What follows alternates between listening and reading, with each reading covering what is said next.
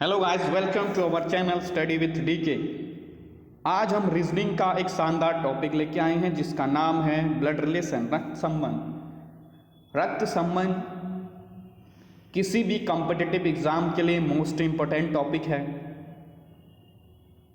सबसे पहले जान लेते हैं इसमें कुछ बेसिक से चीज़ें और उसमें हम जनरेशन के बारे में जानेंगे। तो जनरेशन होता क्या है ये देख लेते हैं। जनरेशन को हम क्लासिफाई करेंगे।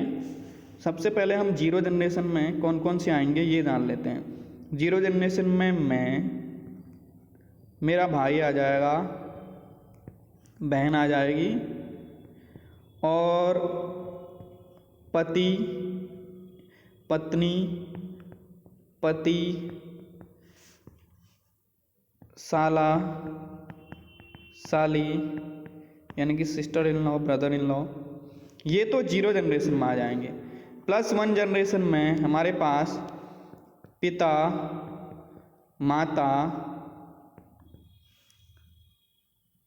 चाचा, चाची, मामा, मामी ये आ जाएंगे। अच्छा, प्लस टू जनरेशन में हमारे पास दादा, दादी और नाना, नानी ये आ जाएंगे। अगर प्लस थ्री की बात करें तो प्लस थ्री में परदादा, परदादी, परनाना, परनानी ये आ जाएंगे। अच्छा, अगर मेरे से एक जनरेशन अगर हम नीचे जाएंगे तो क्या आ जाएगा? एक जनरेशन नीचे जाएंगे तो क्या आ जाएगा? बेटा, बेटी, नीस, नेफ्यू। नीस नेफ्यू इसलिए क्योंकि नीस भतीजा और भांजा को नीस बोलते, नेफ्यू बोलते हैं, और भतीजी और भांजी को नीस बोलते हैं। ओके, इसमें पुत्र वधू यानी कि डॉटर इन लॉ और दामाद, सन इन लॉ। माइनस वन में आ जाएगा। माइनस टू में हमारे पास आ जाएंगे पोता और पोती। अच्छा, माइनस थ्री में कौन कौन से आ जाएंगे? पर पोता और पर पोती। ये तो था जनरेशन के बारे में कुछ बेसिक से चीज़ें। आगे बढ़ते हैं, कुछ और जान लेते हैं इसके बारे में। अब सबसे पहले अगर हमारे पास कभी भी पुरुष आएगा तो उसको हम पॉजिटिव से इंडिकेट करेंगे, और महिला फीमेल आएगी तो हम उसको माइनस से इंडिकेट करेंगे। और कभी भी पति पत्नी आएगा, पति पत्नी आएगा तो हम उसको सर्कल से इंडिकेट करेंगे। और हमेशा एक चीज़ याद रखना, दो पर्सन हमको गिवन है, मान लो ए और बी। अगर हु बोला है, हु का मतलब जो बोला है, तो किसके बारे में बात हो रही होगी? बी के बारे में। अगर एंड बोला है यानी कि और या तथा बोला है तो किसके बारे में बात हो रही होगी? ए के बारे में। हु का मतलब सेकंड पर्सन के बारे में बात हो रही होगी, और एंड का मतलब फर्स्ट पर्सन के बारे में बात हो रही होगी। तो ये तो थी कुछ बेसिक सा चीज़ें। बढ़ते हैं अपने क्वेश्चन की ओर। तो सबसे पहले आपके सामने क्वेश्चन है, ए बी की बहन है, बी सी का भाई है, सी डी का पुत्र है, ए का डी से संबंध बताओ। कभी भी ऐसे क्वेश्चन अगर हम करते हैं तो पूरा जो क्वेश्चन है एक साथ नहीं पढ़ना चाहिए, इसको ब्रेक करके पढ़िए, उसके बाद हम डायग्राम बनाएंगे। तो ब्रेक करके पढ़ेंगे। ए बी की बहन है, ए जो है बी की बहन है, ठीक हो गया। ए बी की बहन है, याद रखना ए के बारे में पता है कि फीमेल है इसलिए माइनस लगाया, लेकिन बी के बारे में कोई इन्फॉर्मेशन नहीं है, तो यहाँ पर अपने मन से कुछ भी नहीं लगाएंगे, पॉजिटिव नेगेटिव। तो ए बी की बहन है, आगे कुछ दिया होगा, बी सी का भाई है, बी जो है सी का भाई है, सी डी का पुत्र है, सी डी का पुत्र है। अच्छा, सी डी का पुत्र है, डी के बारे में तो कोई इन्फॉर्मेशन नहीं है। लेकिन सी बी ए के बारे में हमको इन्फॉर्मेशन है। तो पूछा क्या है, ए का डी से संबंध, ए के बारे में पूछ रहा है, डी का क्या लगता है, तो डी का क्या है, ए क्या है, पुत्री है, डॉटर है। सिंपल सा क्वेश्चन था। तो ऐसे ही डायग्राम बना के हम किसी भी क्वेश्चन को सॉल्व कर सकते हैं। तो बढ़ते हैं अब अपने नेक्स्ट क्वेश्चन की ओर। नेक्स्ट क्वेश्चन आपके सामने ये रहा, ए बी का भाई है, ए जो है बी का भाई है, ओके। सी डी का पिता है, सी और डी हमको पता ही नहीं है, तो अभी हम इसको होल्ड में रखेंगे, आगे बढ़ेंगे। ई बी की माँ है, ई जो है बी की माँ है, ओके। बी के बारे में पता नहीं है, ई के बारे में पता है, इसलिए हमने माइनस लगाया। ए डी का भाई है, ए जो है डी का भाई है, तो बी का भी भाई होगा।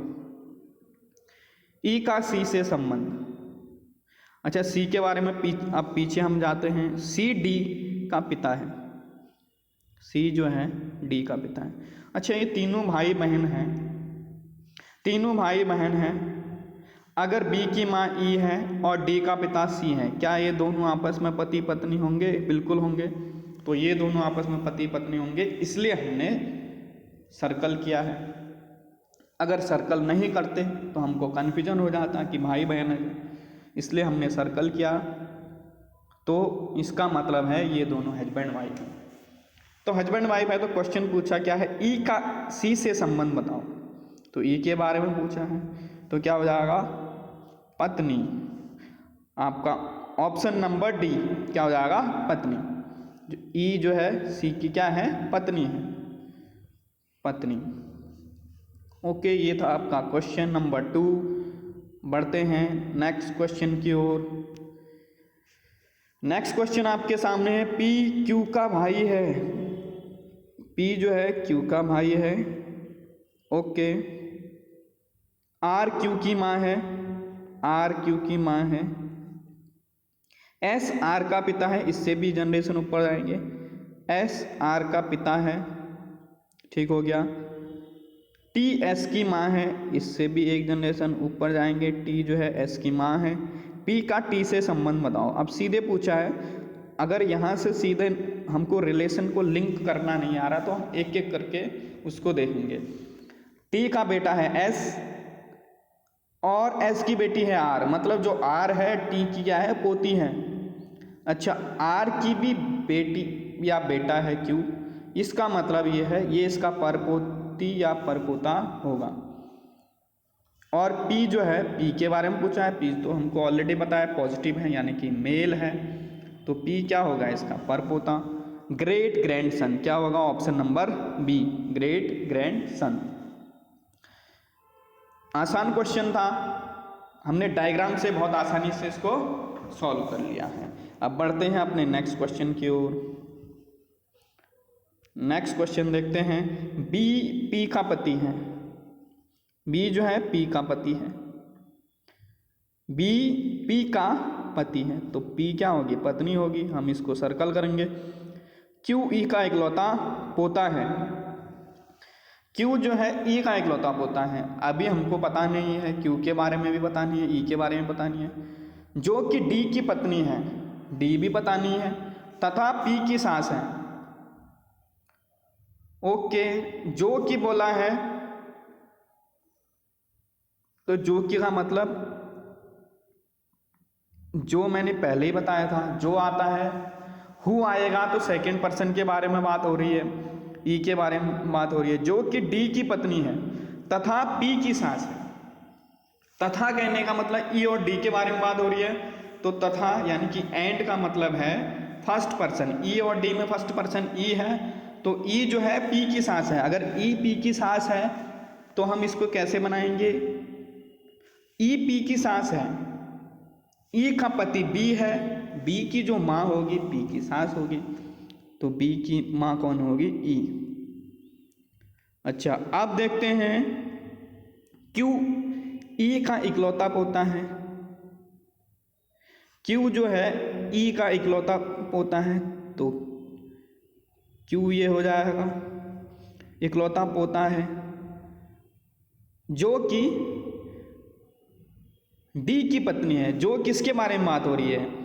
क्यू ई का इकलौता पोता है जो कि डी की पत्नी है। डी की पत्नी कौन है? ई है, तो डी पति हो जाएगा।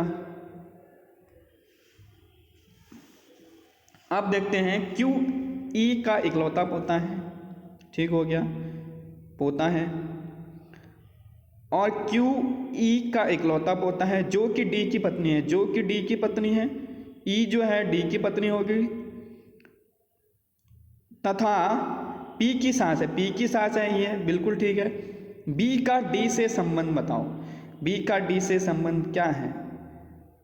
ये है पुत्र। जो बी है डी का क्या है? पुत्र है। तो हमारा ऑप्शन नंबर क्या हो जाएगा? डी ऑप्शन हो जाएगा आंसर। क्या हो जाएगा? पुत्र। ये हमारा आंसर हो जाएगा। अगर क्यू के बारे में पूछा होता तो क्यू क्या होता है इसका? पोता। क्या होता? पोता। तो ये था आपका क्वेश्चन नंबर 4। बढ़ते हैं नेक्स्ट क्वेश्चन की ओर। नेक्स्ट क्वेश्चन आपके सामने है, क्यू आर का भाई है। क्यू आर का भाई है, ठीक हो गया। पी क्यू की पत्नी है, सॉरी पी क्यू की बहन है, तो आर की भी बहन हो जाएगी पी। टी एस का भाई है। टी जो है एस का भाई है। टी भी नहीं पता है, एस भी नहीं है। एस आर की पुत्री है। एस जो है आर की पुत्री है और टी जो है एस का भाई है। टी जो है एस का भाई है। क्यू के कजन कौन है? देखो इसमें हमारे पास क्यू के कजन कौन है? पी क्यू की बहन है, तो यहाँ पे पी में माइनस आ जाएगा। तो पी जो है क्यू के कजन कौन है बोला है? आर एंड टी हो सकते हैं, पी एंड टी तो नहीं होंगे क्योंकि टी जो है कजन नहीं होंगे। एस एंड टी भी नहीं होंगे क्यू के cousin. Q and T, Q and T, Q तो हो ही नहीं सकता क्योंकि क्यू के बारे में ही पूछा है। None of these and R and P, ये दोनों हो सकते हैं। देखो यहाँ पर नन ऑफ दीज है। अगर यहाँ पे सी एंड डी दिया होता तो हम C and D can not be determine ऐसा लगा सकते थे, क्योंकि आर के बारे में हमको पता नहीं है और ये भी पता हो सकता है ये सिबलिंग हो सकते हैं, तो हम सी एंड डी लगा सकते थे। लेकिन यहाँ पे नन ऑफ दीज है। नन ऑफ दीज तो नहीं हो सकता है। आर एंड पी हो सकते हैं, आर एंड पी हो सकते हैं कजन। तो हमारा ऑप्शन नंबर क्या हो जाएगा? ए हो जाएगा। तो आपका आंसर क्या हो जाएगा? आर एंड पी क्या होंगे? क्यू के कजन होंगे। तो ये था आज का सेशन। मिलते हैं नेक्स्ट सेशन में, तब तक के लिए stay healthy, stay safe and thanks for watching.